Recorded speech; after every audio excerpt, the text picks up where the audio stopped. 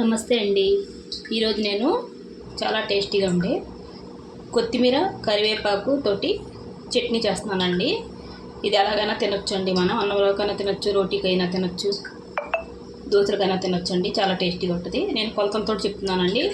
ఒక పెద్ద సైజు కట్ట కొత్తిమీర అండి, ఒక గుప్పిడి కరివేపాకు అండి, ఒక 23 పచ్చిమిరపకాయలండి, కొద్దిగా పొట్టిమినపప్పు అండి, 600 గ్రాములు టమాటాలండి. ముందు మినపప్పు వేసుకుందామండి. చింతపండు నిమ్మకాయ సైజు అంతా అండి.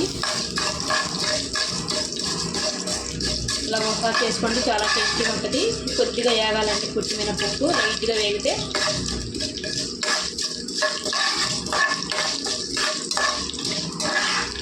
దోశల్లో అది చాలా టేస్టీగా ఉంటుందండి ఈ పచ్చడి.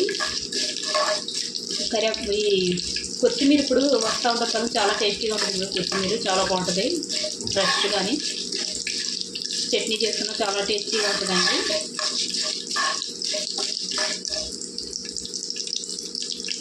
చూడండి, చుంచుకున్నానండి. పచ్చిమిరపకాయలు వేసుకుందాం.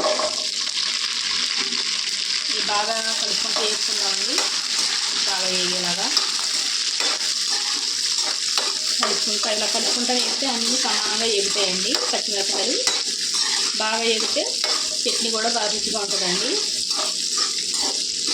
ఈ ఏగడంలోనే ఉంటుందండి పచ్చిమిరపకాయలు టేస్ట్ అంతాని.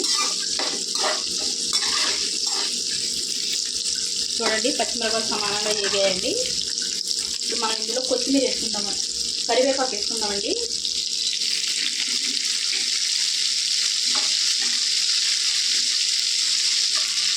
కొద్దిగా వేసుకుందామండి కరివేపాకు.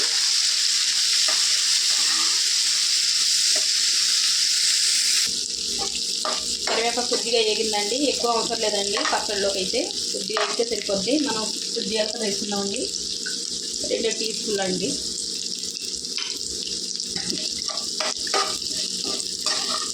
కొద్దిగా వేగితే సరిపోద్దండి. జీలకర్ర చూడండి, జీలకర్ర కూడా వేగుతుందండి. ఇదంతా జార్లో తీసేసుకుందాం. రోట్లో చేసుకుంటే రోట్లో చేసుకోండి. రోట్లో చేసుకుని ఇంకా టేస్టీగా ఉంటుందండి. అన్నీ మిక్సీ జార్లో తీసేసుకున్నానండి. ఇంకొద్ది నూనె వేసుకుందామండి.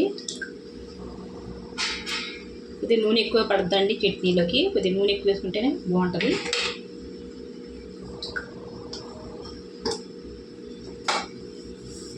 టమాటాలండి, నాటి అండి.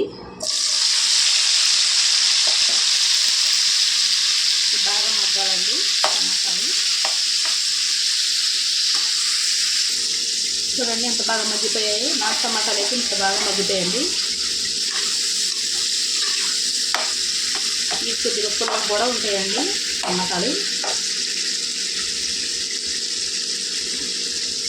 చిన్న నిమ్మకాయ సైజు చింతపండు వేసానండి. ఈ టమాటాలు వేసుకుంటే బాగా మగ్గిపోద్దండి చింతపండు. ఇంకొద్దిగా మగ్గాలండి. మగ్గితే అప్పుడు చూద్దాం మళ్ళీని. చూడండి, మెత్తగా మగ్గిపోయాయండి టమాటాలు. చింతపండు కూడా ఉడికిపోయింది. కొద్దిగా ఉందండి గట్టిగాని. ఈ చల్లారేటప్పటికి మెత్తపడిపోద్దండి చింతపండు. ఇప్పుడు ఇందులో కొత్తిమీర చూడండి, పెద్ద కట్ట బాగా శుభ్రంగా కడిగేసి కోసి పెట్టుకున్నాను. ఇదంతా టమాటాల్లోకి వేసుకున్నామండి. వేసుకొని కలుపుకుంటా. ఇవి చూడండి, ఇవి కూడా వేసుకోవాలండి. కాడలు ఇవి కూడా మంచిదండి వేసుకుంటే. కొత్తిమీర కూడా నాటు కొత్తిమీర అండి. నాటు కొత్తిమీర అయితే ఇలా వైలెట్ కలర్ ఉంటుందండి. చూడండి, కనిపిస్తుందా అండి? కలరు కనిపిస్తుందండి పెద్దగాని. వైలెట్ కలర్గా ఉంటుంది, బాగుంటుంది. అలాగైతే వాసన బాగుంటుందండి కొత్తిమీర. చూడండి, ఇంకోటి చూపిస్తాను మీకు. ఇదిగోనండి కాడ కనిపిస్తుందా అండి? వైలెట్ కలర్ ఉంటుందండి, చాలా టేస్టీగా ఉంటుంది. ఇదైతే బాగా వాసన కూడా ఎక్కువ ఉంటుందండి కొత్తిమీర. అది చూసుకొని తీసుకొచ్చుకోవాలండి మనం. తెల్లగా ఉంటే హైబ్రిడ్ అండి. ఈ వాసన కూడా గుమాయించేస్తూ ఉంటుందండి నాటు కొత్తిమీర అయితే. ఎంత చేసుకుందాం. ఇది చాలా ఫ్రెష్గా ఉంటుందండి కొత్తిమీర కూడా. ఇది బాగా కలిపేసుకొని ఒకసారి మొత్తం అంతాని యాప అవసరం లేదండి ఎక్కువ, కొద్దిగా ఇలా మెత్తబడితే సరిపోద్దండి టమాటాల్లోకి కొత్తిమీర.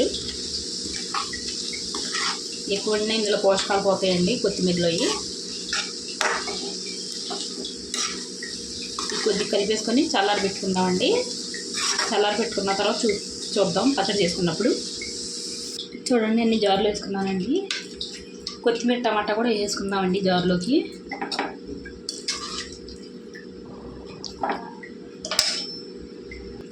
రుచికి తగినంత ఉప్పు వేసుకుందామండి. ఒక ఎల్లుల్లిపాయ పెద్దదండి, ఇవన్నీ వేసుకుందాం. ఎల్లుల్లిపాయలు ఎక్కువ వేసుకుంటే మంచిదండి. కచ్చాపచ్చాగా మనం ఇంకొద్దిగా వేసుకుంటున్నానండి సాల్ట్. కచ్చాపచ్చాగా మనం మిక్సీ పట్టుకుందామండి. రోట్లో ఉంటే రోట్లో నూరుకుంటే చాలా టేస్టీగా ఉంటుంది. చూడండి కచ్చాపచ్చాగా మిక్సీ వేసుకున్నాను. ఇంతేనండి చట్నీ. మీరు ఒకసారి ట్రై చేయండి, చాలా టేస్టీగా ఉంది కమ్మగాని. నచ్చితే లైక్, షేర్, సబ్స్క్రైబ్ చేసుకోండి.